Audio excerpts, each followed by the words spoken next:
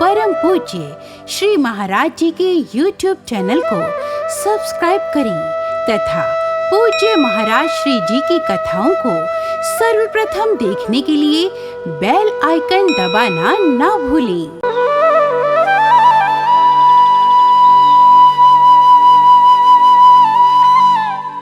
कौंडन्यपुर के राजा है जिनका नाम है भीष्मक। राजा भीष्मक के 5 बेटे हैं, रुक्मी आदि। इन 5 बेटों में एक बेटी है जिसका नाम है राजकुमारी रुक्मणी। राजकुमारी रुक्मणी साधारण कन्या नहीं है, अपितु राजकुमारी रुक्मणी साक्षात पराम्बा भगवती माता लक्ष्मी का ही अवतार है। राजा भीष्मक के घर में भगवती पराम्बा माता लक्ष्मी पुत्री बन के आई हैं, विवाह की हो गई हैं। राजकुमारी रुक्मणी जी ने भगवान को कभी देखा नहीं है, भगवान से कभी मिली नहीं है, केवल संत महात्माओं के द्वारा भगवान की कथा सुनी है और तभी से भगवान से प्रेम कर बैठी हैं। इस जन्म में विवाह करूंगी तो केवल भगवान श्री कृष्ण के साथ में करूंगी, और यदि भगवान कृष्ण जी नहीं मिलेंगे तो बिना विवाह के रहना पसंद करूंगी, लेकिन विवाह किसी और के साथ में नहीं करूंगी। माता रुक्मणी का जो भैया है नाम है रुक्मी, ये भगवान को अपना दुश्मन मानता है क्योंकि ये राक्षस प्रवृत्ति का है। ये अपनी बहन का विवाह है राक्षसों के राजा शिशुपाल के साथ में पक्का करके आ गया। हे शिशुपाल, परसों के दिन बारात लेकर के आ जाना, मैं अपनी बहन का तुम्हारे साथ में विवाह कर दूंगा।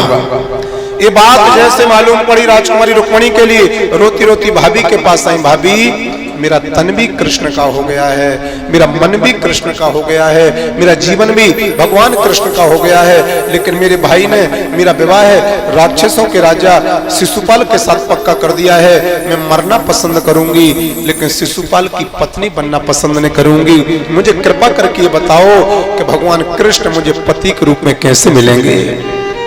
रुक्मणी की भाभी बोली, रुक्मणी बेटी समय कम बचा है, एक ही दिन बीच में है, परसों के दिन वो शिशुपाल बारात लेकर के आएगा।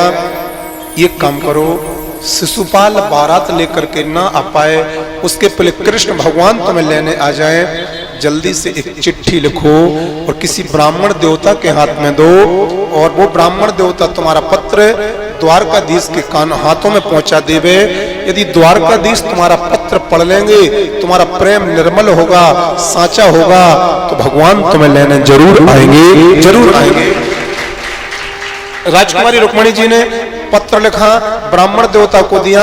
ब्राह्मण देवता रुक्मणी मैया का पत्र लेकर के सीधे कौंडल्यपुर से द्वारका पहुंचे। भाग्य की बात, द्वारका के दरवाजे पर भगवान श्री कृष्ण मिल गए। ब्राह्मण देवता ने भगवान को प्रणाम किया, भगवान के हाथ में पत्र दिया। भगवान ने कहा, ये पत्र किसका है? कौंडल्यपुर की राजकुमारी रुक्मणी जी ने आपको पत्र भेजा है। भगवान ने कहा, पढ़ के सुनाओ ना। नहीं नहीं, राजकुमारी ने कहा था इस पत्र को भगवान के अलावा कोई नहीं पढ़ेगा। भगवान ने कहा, लेकिन मेरे दरबार में तो सब चीज खुली होती है, यहाँ कोई भेदभाव नहीं होता है, आप पढ़ के सुनाओ ना। तो ब्राह्मण देवता बोले, प्रभु मैं संदेश वाहक राजकुमारी का हूँ, इसलिए आज्ञा का पालन उन्हीं का करूंगा, पत्र तो नहीं पढ़ के सुनाऊंगा, लेकिन एक बात कहूंगा, आप इस पत्र को पढ़ लीजिएगा।